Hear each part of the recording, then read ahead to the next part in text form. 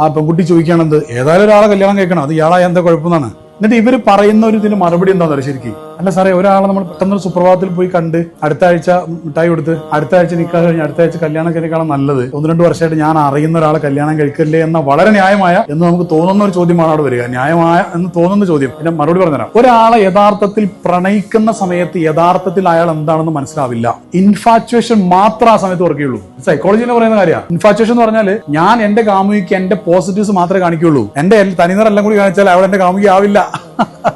അത്രയ്ക്ക് തനിനിറം എനിക്ക് ഉണ്ടാവും. പറഞ്ഞു മനസ്സിലായോ? പ്രണയം തെറ്റാണ് നമ്മൾ പറയുന്നില്ലല്ലോ. ലവ് മാരേജിന് നമ്മൾ എതിരാണ്. മാരേജിൽ പോകണം, കല്യാണം കഴിച്ചിട്ട് പ്രണയിക്കുക. ഇനി ഒരു പെൺകുട്ടിയോട് ഇങ്ങനെ ചാറ്റിംഗ് ഉള്ള ഒരാൾ മിക്കവാറും പല പെൺകുട്ടികളുമായിട്ട് അങ്ങനെ ചാറ്റിംഗ് ഉണ്ടാവാൻ സാധ്യതയുണ്ട്. ഇത് 100 കണക്കിന് കേസുകൾ നമ്മൾ കാണുന്നതായത്. കല്യാണം എന്നൊക്കെ പറഞ്ഞു കഴിഞ്ഞാൽ 10, 45, 50 വർഷക്കാലം ഒന്നിച്ച് ജീവിക്കേണ്ട ഒരു കമ്മിറ്റ്മെന്റാ. അത് 2 കുടുംബങ്ങൾ തമ്മിൽ ചില കാര്യങ്ങൾ ഒത്തുവരേണ്ടതുണ്ട്. ഇതൊന്നും റെഡി ആവാതെ ഒരു അന്ധമായ ഒരു കണ്ടെത്തലും ഒരു അന്ധമായ ഒരു കമ്മിറ്റ്മെന്റുമാണ് ഇത് പറയുന്നത്. മനസ്സിലാവുണ്ടോ പറയുന്നത്? അതുകൊണ്ടാണ് ഈ സാധനം വർക്കൗട്ട് ആവില്ല എന്ന് പറയുന്നത്.